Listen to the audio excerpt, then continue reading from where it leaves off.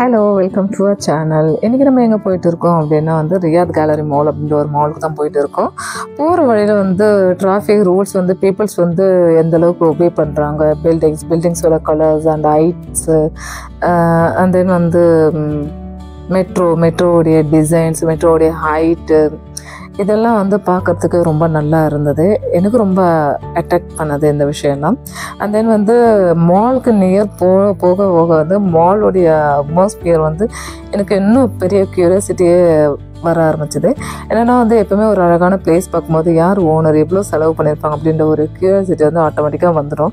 அது எல்லாருக்கும் வரும்னு நினைக்கிறேன். எனக்கும் அந்த க்யூரியாசிட்டி எப்போவுமே இருக்கும். உடனே அதனுடைய டீட்டெயில்ஸ் எல்லாம் என்னன்னு சொல்லிட்டு பார்க்கும்போது தான் ஒரு ஃபியூ டீட்டெயில்ஸ் எனக்கு தெரிய ஆரம்பிச்சிது. என்னென்னா அந்த டீட்டெயில்ஸ் உங்கள்கிட்ட நான் ஷேர் பண்ணிக்கலாம்னு நினைக்கிறேன். இது எங்கே லொக்கேட் ஆகிருக்கு அப்படின்னா சவுதி அரேபியாவில் ரியாத்ன்ற டிஸ்ட்ரிக்டில் கிங் ஃபாத் அப்படின்ற ஒரு ஸ்ட்ரீட்டில் தான் லொக்கேட் ஆகிருக்கு. As usual indoor shopping and commercial காம்ப்ளெக்ஸில் தான் இருந்துகிட்டு இருக்குது. அமாங் த மோஸ்ட் பாப்புலர் இந்த ரியாதில் இது இருந்துகிட்டு இருக்குது. அந்த several retail outlets, hyper market, department stores அந்த மாதிரி எல்லாமே இது உள்ளாலே இருக்கிறது. அண்ட் இதோட ஓனர் யாருன்னா நம்ம சவுதியோடைய பெரிய பிஸ்னஸ் மேனான ஷேக் சலாஹ் அல் ரஹீப் அப்படின்றவர் தான். இது அரௌண்டு 38 ஏக்கர்ஸ் கவர் பண்ணியிருக்கிறது. அவ்வளோ பெரிய மால் தான். அதுக்கப்புறம் இது எப்போ ஓப்பன் பண்ணாங்க என்ன அப்படின்ற ஒரு டீட்டெயில் கொஞ்சம் தெரிஞ்சது. என்னென்னா 2006 ஜூலையில் ஜெராண்ட் நியூஸ் பேப்பர் ரிப்போர்ட் பண்ணுறாங்க. இந்த மால் ஆல்மோஸ்ட் 80% ஒர்க் கம்ப்ளீட் ஆகிடுச்சு அப்படின்னு சொல்லிட்டு. அதுக்கப்புறம் என்ன பண்ணுறாங்க, இந்த ஷேக் சலாஹ் பின் அப்துல் அசீஸ் அல் ரசீப் அப்படின்ற ஒரு பிஸ்னஸ் கவுன்சில் ஒன்று இருக்குது. அவங்க டிசைட் பண்ணுறாங்க நம்ம ஷாப்பிங் காம்ப்ளெக்ஸ் லான்ச் பண்ணலாம் அப்படின்னு சொல்லிட்டு. அதனோட இனாக்ரேஷன் ஆகஸ்ட் 28, 2007 பண்ணுறாங்க. ஆல்மோஸ்ட் 17 இயர்ஸ் முடிஞ்சிடுது இது ஓப்பன் பண்ணி. 18 இயர்ஸ் இப்போ ஆல்மோஸ்ட் ரன்னிங்கில் இருக்கிறது. அண்டு 2009 இது ஏலமும் விடுறாங்க. எந்த அளவுக்கு டிசைன் பண்ணியிருக்காங்கன்னா ஒரு 4 ஃப்ளோரில் டிசைன் பண்ணியிருக்காங்க. அண்டு 170 ஸ்டோர்ஸ் இது உள்ளால இருக்குது. 7 கேட்ஸு என்ட்ரன்ஸ் அண்டு எக்ஸிட் கொடுத்துருக்காங்க.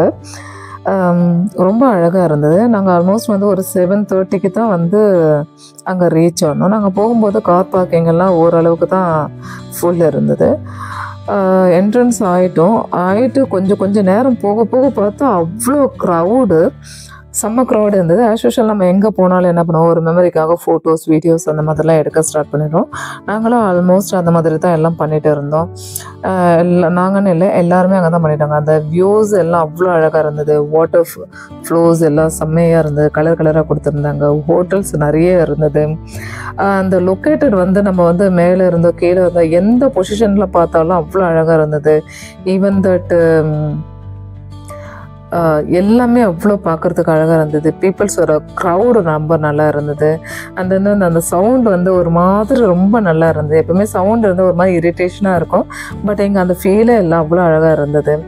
அண்ட் 4th ஃப்ளோரில் பார்த்தா எல்லாம் உட்காந்து சாப்பிட்டுட்டு இருந்தாங்க. மேலே போகலாமே என்ன இருக்கும் அப்படின்னு சொல்லிட்டு பார்த்துட்டு மேலே 4th ஃப்ளோர் போனால் அங்கே எல்லா ஹோட்டல்ஸும் உள்ளே ஆக்குபைட் பண்ணி வச்சுருந்தாங்க. மேக்டொனால்ட்ஸ், கிங் பர்கர் அந்த மாதிரி எல்லாமே இருந்தது, நிறைய இருந்தது அந்த ஃப்ளோர் ஃபுல்லாக. நாங்கள் எல்லா ஃப்ளோரும் ஃபஸ்ட்டு எல்லாம் பார்த்துட்டு அதுக்கப்புறம் லாஸ்ட்டு ஆர்டர் பண்ணலாம் அப்படின்னு சொல்லிட்டு ஒன்று ஒன்றா பார்த்துட்டு வந்தோம். நமக்கு நிறைய ட்ரையல் கூட கிடச்சிது சாப்பிட்றதுக்கு. சாப்பிட்டோம். பட் ஒன்றும் பை பண்ணல. ஏன்னா சாப்பிட்ற அளவுக்கெல்லாம் பெருசாக எனக்கு தோணலை.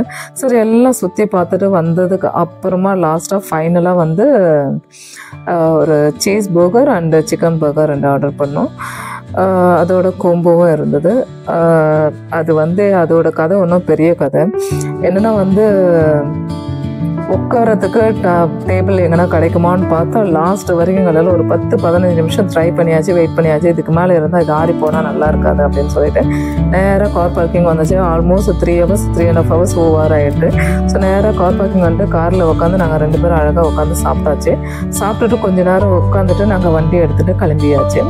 எந்த டைமில் ஓப்பன் இருக்குன்னு நான் டெய்லி 9 o'clock ஓப்பன் பண்ணுறாங்க அண்ட் 12 o'clock க்ளோஸ் பண்ணுறாங்க.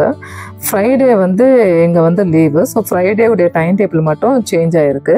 ஃப்ரைடே மாத்திரம் 12 to 12 அப்படின்ற டைம் இருக்குது. நம்ம ஊருக்கெலாம் சண்டே லீவுன்ற மாதிரி இவங்களுக்கு ஃப்ரைடே லீவாக இருக்கிறது. தென் நாங்கள் ஒன்றும் பெருசாக பர்ச்சேஸ் எல்லாம் ஒன்றும் பண்ணலை. ஜஸ்ட்டு சுற்றி பார்க்கறதுக்கு தான் வந்தோம். ஏன்னா நாங்கள் பிளானிங் வந்து வேறு இடத்துக்கு தான் போட்டிருந்தோம். அந்த இடத்துல பயங்கர க்ரௌடு இருந்தால் வச்சு நாங்கள் அங்கேயே கேன்சல் பண்ணிவிட்டு வேஸ்ட்டாக $30 பே பண்ணிவிட்டு அதுக்கப்புறம் நாங்கள் இங்கே வந்தது. பட் என்ன இருந்தாலும் அங்கே மிஸ் பண்ணிட்டுமே அந்த ஃபீல் வந்து இங்கே வந்ததுக்கப்புறம் எனக்கு வரல. பிகாஸ் நான் இந்த இடத்துல வந்து ஆல்மோஸ்ட் வந்து ஓகே அப்படின்ற மாதிரி ஆகிடுது. வந்தது ஒன்றும் வேஸ்ட் ஆகலையே அப்படின்னு தான் தோணுச்சு.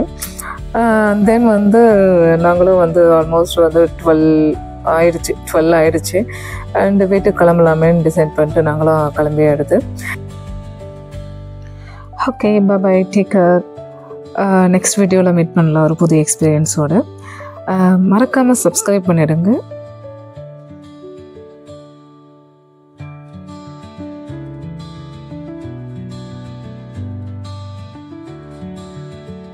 சேனல்